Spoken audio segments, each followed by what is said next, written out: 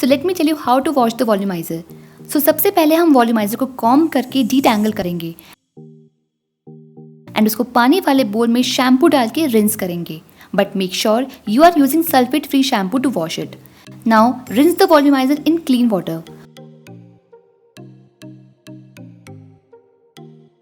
And we will keep it over the towel.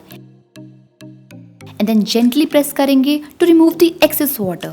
Now we are using the hydrating hair mask to the length. And उसको gently comb करेंगे and leave it for 5 to 10 minutes.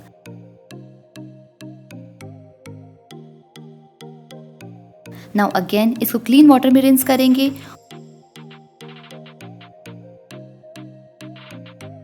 और आप इसको hanger में भी hang करके या किसी भी सरफेस पे सीधा रख के उसे नेचुरली एयर ड्राइड होने के लिए भी रख सकते हैं। You can even use a blow dryer to dry it.